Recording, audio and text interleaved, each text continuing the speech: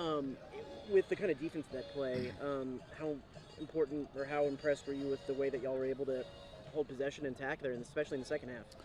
Well, I mean, one of the things that we were a little irritated with was we kept giving the ball back, and we had a game plan that we wanted to, you know, put ourselves in a position to attack in certain ways, and then, I thought that our defense was excellent.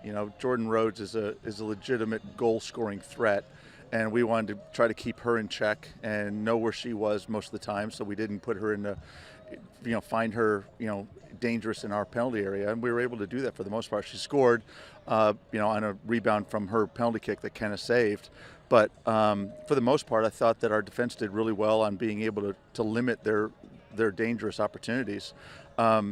The problem was, when we would win the ball, we kept giving the ball back, and that was something until the end. I thought that at the end of the game, the players who were going in at the end of the game did a really good job of us finally being able to string some passes together. And so at the end of the game, we finished on the front foot, and really almost, coulda, shoulda, taken the 3 points, but if not for some really good defensive plays by Kentucky there at the end. Goalkeeper with a couple of good saves. They clear a ball off the line on the last corner kick to save the points for themselves. That connecting passes to build the attack, is that why you went with a double pivot there kind of at the end of the game? Well, it was basically just trying to find the personnel that we're going to be able to do it defensively, as well as to put together the passes that we needed. And I thought Carissa did a really good job, and Miley did a really good job. And it's not like the players who we took out weren't the people who could do it, but I thought that Quinn came in and did a really good job with that, and and then Carissa came back in and she did the trick as well. What does it say about Kate to go from getting a call go against you to then 4 minutes later putting one in the back of the net to equalize and getting it back? Well, I thought it was a little bit of she was her own Department of Justice there to come back, because that's a really tough call that she goes back and seemed like ball, and then to come back and really, we talk about a lot of times it comes down to wanting it more than your opponent, and the ball that Sammy served was a brilliant ball, and Kate just rose above everybody and frankly wanted it really bad and went up and headed it. And actually, I think she hit it with part of her head that you usually don't hit it with. She had a bloody nose at the end of it, so good for her. I mean, you can just see the desire in the kid, and 3 games, 3 goals for her since coming back from her injury. Did you get an explanation for both the penalty here and then maybe the shout y'all had down there as well? Yeah, I'm not really allowed to comment on referees making their interesting decisions. Yeah. And with what they had coming into this game and how they played defense, do you feel satisfied in the grand scope of the season getting a point out of this, or do you feel like 3 was what y'all needed?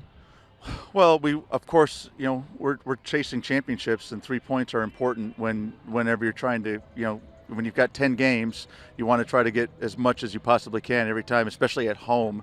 But I thought Kentucky played really well. I thought Kentucky, we allowed them to keep possession in certain parts of the field, and they did a good job in that. And they had the lead for a while. So for us to be able to come back, get the game tied up, and then have some chances to win it at the end. I think you look at the stats, 10 shots each. I'm disappointed that we only had 3 of our shots on goal, and that's why we didn't get the 3 points. This is the 5th straight match against Kentucky with at least 1 yellow card in it. Talk to me about that aggression.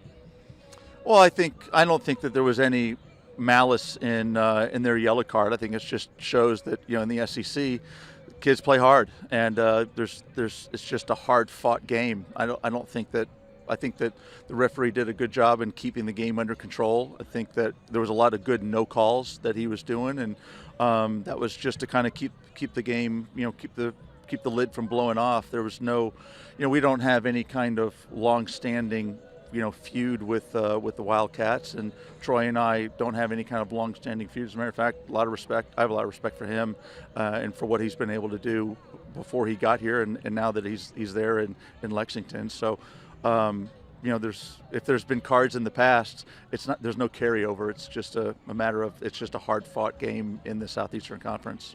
And then early on, Addison Armenta had a good a tackle and got shoved. How do you keep shoved in comment back, I guess you could say? How do you keep them cool and level-headed on the pitch like that? I think these players know it's a heated competitive environment. So people go in for hard tackles. It's not personal. It's just the heat of the moment, and someone pushes you. And as an international player pushed her, and you just kind of you're in control of how you respond. And I was proud of Aggie, especially as a freshman, not to respond in any kind of negative way. She just kind of laughed it off, and the other girl got the talking to from the referee. And any words for Texas Southern?